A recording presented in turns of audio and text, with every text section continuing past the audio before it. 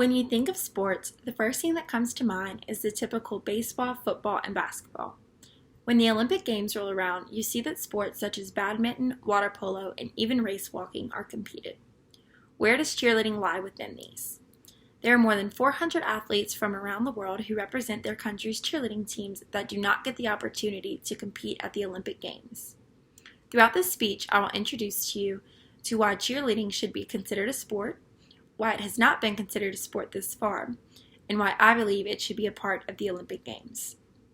To start, I will give you the background on why cheerleading is a sport.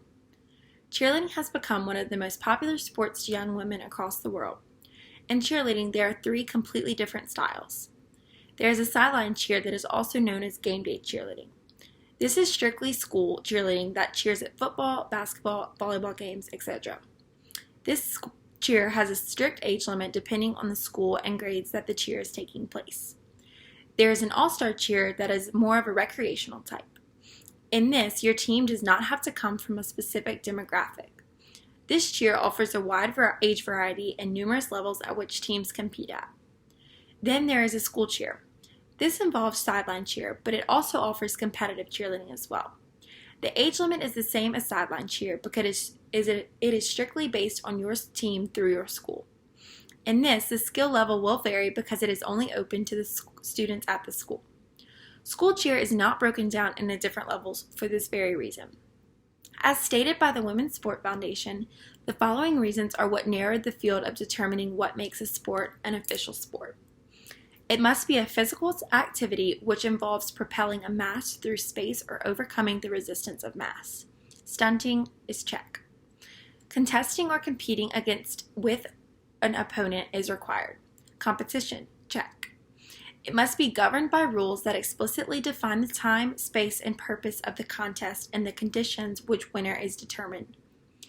Time limit, mat size, score sheets, check, check, and check. Acknowledgement that the primary purpose of the competition is a comparison of the relative skills of the participants. You know those competitions on ESPN? Those are national championships. Check. Cheerleading includes the physical activity that was just previously defined, and its primary purpose is to compete against other teams or individuals within a competition structure that is comparable to other athletic activities. Because of this, it is believed that cheerleading is more than a sport. For the following reasons: it meets all of the athletic specifications. Its main purpose is to support school and collegiate athletic teams. Cheerleading competitions include the comparison of skills across different teams.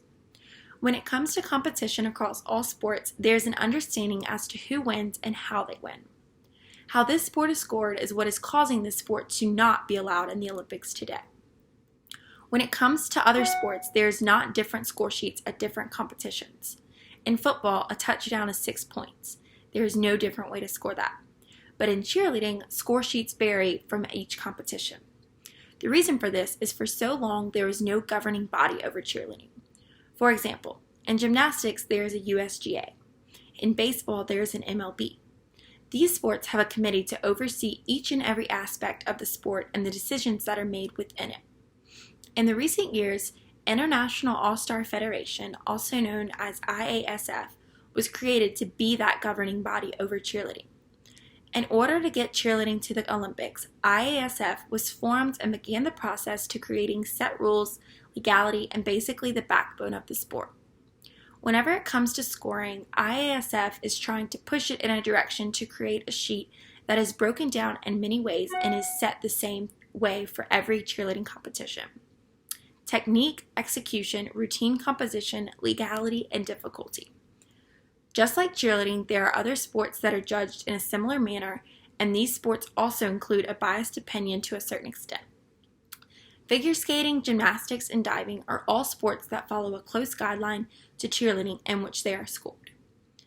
Figure skating involves a routine composition, the technique and execution of a routine, and the difficulty of the skills performed. Judges use the GEO to score how well a skater performs or fails to perform. Each element in their program, jumps, spins, footwork, sequences, etc. This here explains the way figure skating is judged based on their skills and the difficulty. When it comes to gymnastics, technique is extremely crucial. Gymnastics also includes floor routines that are based on routine composition. Everyone knows that only the most elite gymnasts compete, so the difficulty that athletes have to have is crucial. The difficulty value is determined by totaling values for the 10 most difficult skills. The execution score is determined by a 6-person B panel that begins at 10 and deductions are made for errors and faults in technique, execution, and artistry or composition.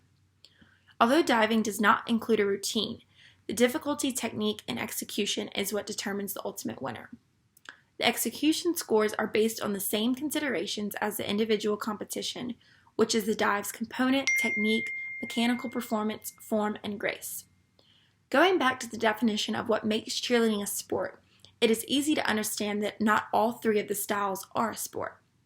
When it comes to bringing cheerleading to the Olympics, we look at the competitive side of cheerleading only.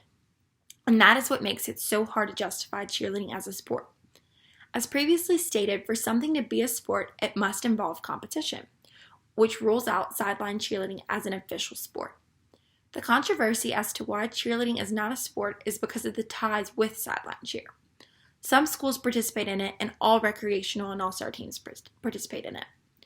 In order to compete at the Olympics, an activity must be deemed a sport. Competition cheerleading is in fact a sport. At the highest level, cheerleading is a visual treat, hugely competitive, and its athletes are passionate and obsessed with their sport. There is simply no way to justify why this sport is not in the Olympic Games. They compete at the International Cheerleading Competition in April of each year at the Cheerleading Worlds. United States of America, Costa Rica, Germany, China, Japan, Canada, Puerto Rico are just some of the countries that attend this competition. It does not make any sense that there is a world's competition for an official sport simply because they are not allowed at the Olympic Games. If this competition is allowed, why can't the Olympics be too?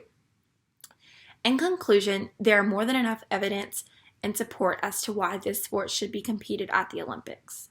The cheerleading industry saw a step in the right direction at the last Winter Olympic Games in 2018 when Team USA was given the opportunity to perform at the opening ceremony. The classification of the sport, the way the sport is scored, and the comparison to similar sports are all reasons why this sport should be in the Olympics.